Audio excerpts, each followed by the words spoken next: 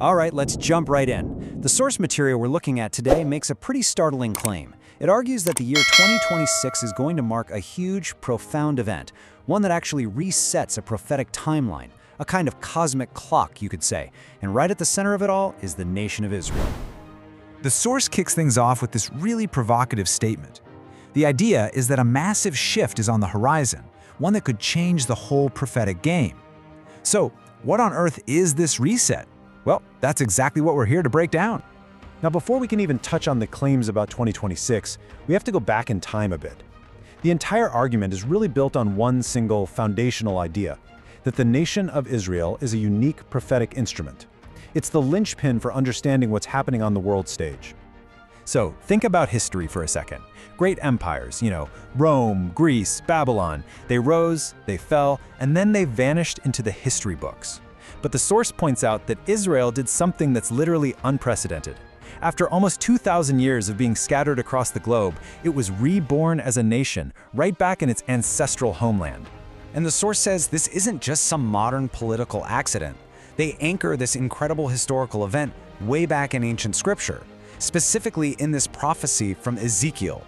It's that famous vision of a valley of dry bones suddenly coming back to life, which the prophet himself says represents the people of Israel returning from what was essentially a national death. So, here's the absolute crucial point from the source's perspective. The event in 1948, it wasn't just a political decision hammered out at the UN. No, it's framed as a supernatural resurrection. It was the fulfillment of that dry bones prophecy. And this event is what supposedly started that prophetic clock sprinting forward. Okay, so if the clock started running in 1948, the source then says we need to be watching for two key prophetic signs that it claims are converging right now, in our time. And these two signs are what set the stage for this so-called 2026 reset. So the first sign, it's this intense, seemingly unsolvable international fight over one specific city, Jerusalem. The argument here is that this isn't just another random political hotspot, it's a very specific, predicted point of global tension. And this is the scriptural basis for that argument. This verse from the prophet Zechariah is interpreted to mean that any nation, any power, that tries to force a solution on Jerusalem will ultimately fail and actually get hurt in the process. The source then points to our own modern history as proof of this prophecy in action. I mean, think about it. Decades of high-stakes peace talks, summits, and just endless international pressure have all completely failed to solve the city's status. This is seen as nations literally injuring themselves on this immovable rock. All right, now for the second sign. This one involves a very specific coalition of nations. The source claims that an alliance that was described thousands of years ago in the book of Ezekiel isn't just forming, it's already here, taking shape right on the world stage. This table pretty much lays out the whole argument. The source cites biblical scholars who've traced these ancient tribal names and their locations, and they identify them with modern nations.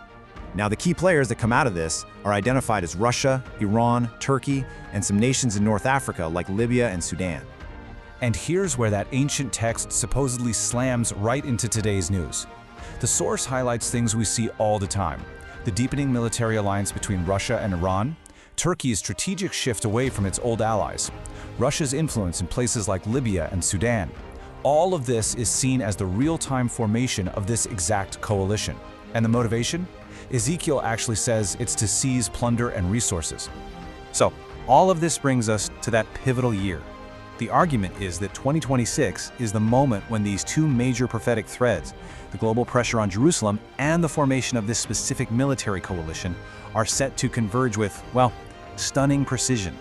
But to really get the significance of 2026, the source introduces this Greek word, kairos. See, this isn't about normal sequential clock time, which the Greeks called chronos. Kairos means something different. It's a divinely appointed, opportune moment. So the claim isn't that 2026 is just another year. It's a scheduled kairos event. So what is supposed to happen in 2026? The source claims it's going to be a three-part convergence. First, a formal multinational legal challenge to Israel's control over Jerusalem will move forward. Second, that Russia-Iran-led coalition will hit a new level of military readiness. And third, movements inside Israel to restart worship on the Temple Mount will get so much political support that they cross a historic line. And you might be wondering, why does that third point about the Temple Mount matter so much? Well, it's because it connects directly to this prophecy from the Gospel of Matthew, where Jesus actually quotes the prophet Daniel. For this particular end times prophecy to happen, the source argues there first has to be a holy place, which means a renewed focus on temple worship. Okay, so with all of this geopolitical turmoil as the backdrop, the source then shifts gears. It moves from the signs themselves to the personal takeaway. If everything we think is stable starts shaking, what's actually left standing?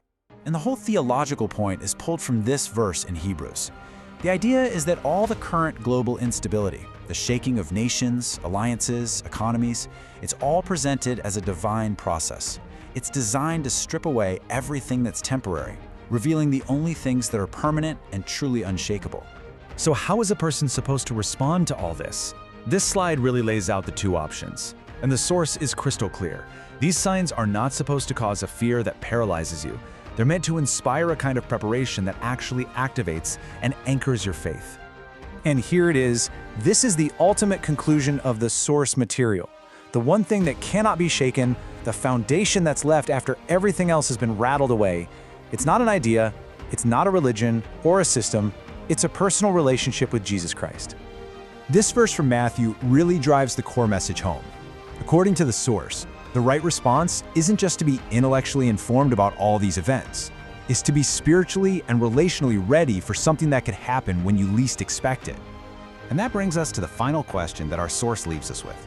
It takes all this massive geopolitical and prophetic information, and it turns it right back into a direct, personal challenge. In a world where it feels like everything is being shaken, the question is simple: where will you stand?